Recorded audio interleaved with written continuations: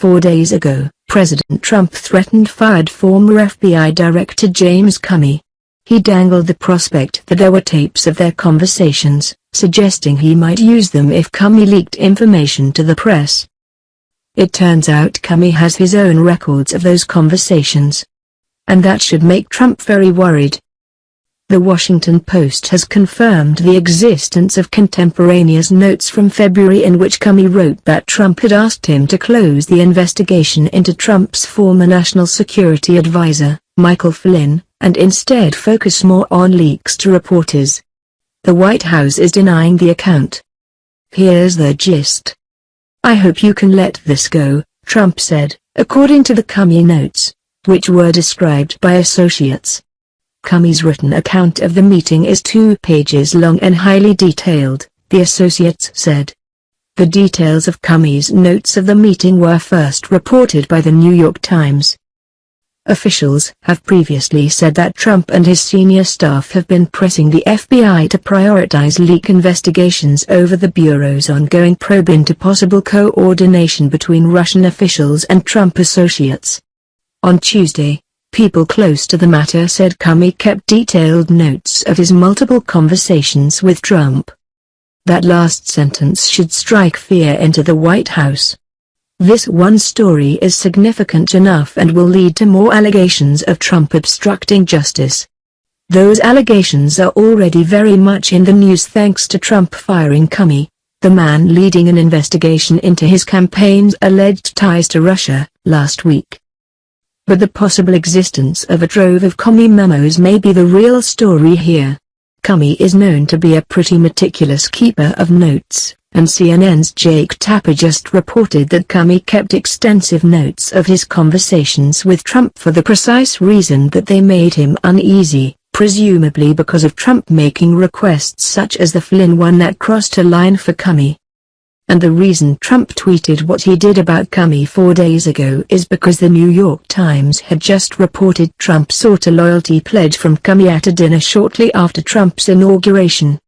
It's difficult not to presume that Comey has notes about this meeting, too.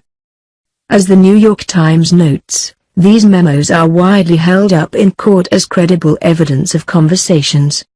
The Times pointed to that famous incident back during the George W. Bush administration when Comey testified that there had been a race to reach the bedside of an ill Attorney General John Ashcroft as the FBI and senior White House officials fought over warrantless wiretapping. When the White House disputed Comey's version, then FBI Director Robert Mueller's contemporaneous notes were used as confirmation. Representative Adam Schiff, Democrat California, the top Democrat on the House Intelligence Committee, is already calling for Comey's notes to be subpoenaed. If they do see the light of day, we could have a whole lot of stories like the one about the loyalty pledge and Trump asking Comey to shut down the Flynn investigation. Update, and Representative Jason Chaffetz, Republican Utah, the Republican chairman of the House Oversight Committee, is also talking about subpoenas.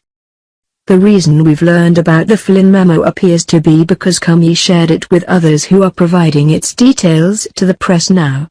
Perhaps other memos weren't shared with others, or not with people who would leak their details to the press. And if those other memos do come to light and show similar exchanges with Trump, that's going to be very difficult for the White House to combat in the court of public opinion. That's because the notes will have been written before Trump fired Comey, and before Comey had an axe to grind. At that point, the White House would basically have to argue that Comey created a fictitious paper trail without a clear motivation. There are a lot of ifs and assumptions in the above. We don't know how extensive Comey's notes are, how many of these situations there may have been with Trump or what will come to light. But the prospect of those memos seeing the light of day has to be frightening for a White House that is already taking on water. And for a president who issued a pretty outlandish threat last week, it's a remarkable turn of events. The standoff between President Donald Trump and his former FBI director intensified with the news of James Comey's memo saying that Trump asked him to shut down the agency's investigation into ousted National Security Advisor Michael Flynn. A person who had seen the memo told the Associated Press what Comey had written. The person was not authorized to discuss the memo by name and spoke on condition of anonymity. The existence of the memo was first reported by the New York Times. The White House denied the account. The development comes as the Trump administration faces questions over why and how the president fired Comey last week as the FBI was investigating whether Trump's presidential campaign was connected to Russian meddling in the election. Trump wrote to Comey that the dismissal was necessary to restore public trust and confidence. Often lauded for his independence, Comey had come under intense scrutiny in past months for his role in the agency's investigation into the email practices of Trump's opponent, Democrat Hillary Clinton, including a pair of letters he sent to Congress on the matter in the final days of the campaign. A look at key moments in Comey's tenure, the lead-up to Trump's decision to fire him and developments since then. September 4, 2013. Comey is sworn into office as the 7th director of the FBI. He was nominated for the post by President Barack Obama and confirmed by the Senate. July 5, 2016. He holds news conference to announce that no reasonable prosecutor would bring criminal charges against Hillary Clinton, the Democratic presidential candidate, over her email practices as Secretary of State, but criticizes Clinton and her staff for being extremely careless in their handling of classified material. July 5, 2016, Republican presidential candidate Donald Trump calls the FBI's decision not to bring criminal charges against Clinton the greatest example yet that the system is rigged. July 7, 2016, Comey vigorously defends the decision not to prosecute Clinton over her use of a private email server as Secretary of State. Under an onslaught of Republican criticism, Comey says that to charge Clinton would have been unwarranted and mere celebrity hunting. October 28, 2016, days before the election, Comey informs Congress by letter that he is reopening the investigation into Clinton's email practices based on new evidence, citing the discovery of emails on a laptop used by a top Clinton aide. Justice Department officials warn Comey against sending the letter, saying that doing so would be inconsistent with department policy meant to avoid the appearance of prosecutorial interference or meddling in elections. October 28, 2016, Trump reacts to FBI's decision to investigate new messages related to Clinton's emails, telling a campaign rally that he has great respect for the FBI for righting this wrong. November 6, 2016, Comey tells Congress in a follow-up letter that a review of newly discovered Clinton emails has not changed our conclusions that she should not face criminal charges. November 6, 2016, Trump criticizes Comey's second letter to Congress, saying Clinton was being protected by a rigged system and pronouncing her guilty, despite the FBI's conclusion that criminal charges were unwarranted. November 8, 2016, Trump is elected president. November 12, 2016, during a telephone call with top campaign donors, Clinton blames Comey for her defeat by Trump.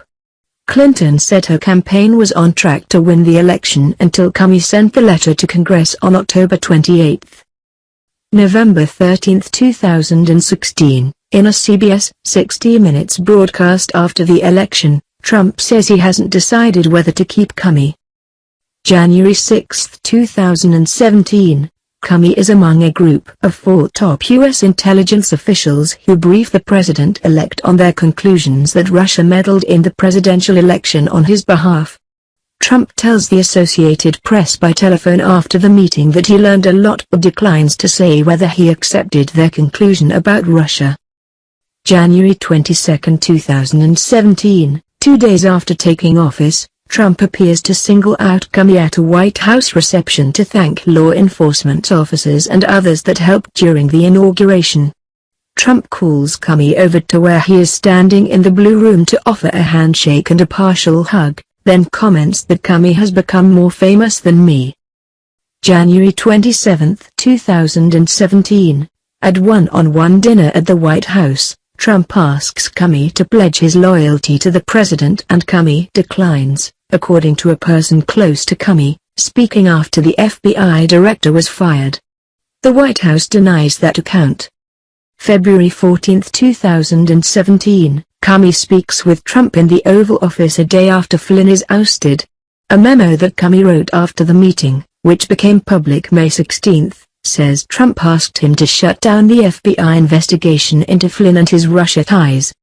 March 8, 2017, during a cybersecurity conference at Boston College, Comey says he plans to serve his entire 10-year term, quipping, "You're stuck with me for another 6.5 years."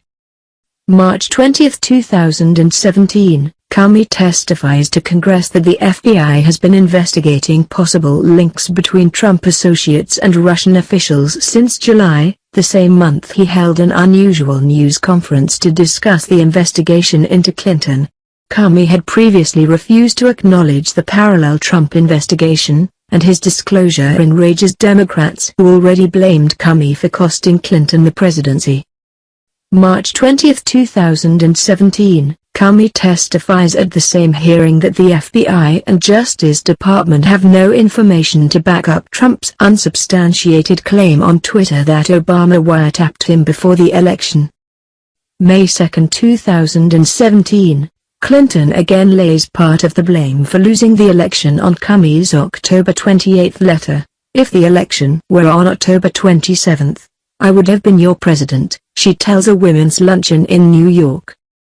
May 3, 2017, testifying before the Senate Judiciary Committee, Comey insists he was consistent in his handling of the separate investigations into Clinton and Trump.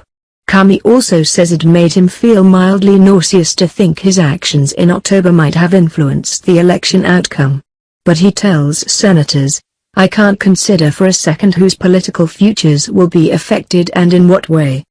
We have to ask ourselves what is the right thing to do and then do it." May 9, 2017, Comey sends Congress a letter correcting his prior sworn testimony regarding emails handled by longtime Clinton associate Huma Abedin. Comey had told Congress that Abedin had sent hundreds and thousands of emails to her husband's laptop, including some with classified information. The two-page, follow-up letter said that, in fact, only a small number of the thousands of emails found on the laptop had been forwarded, while most had simply been backed up from electronic devices.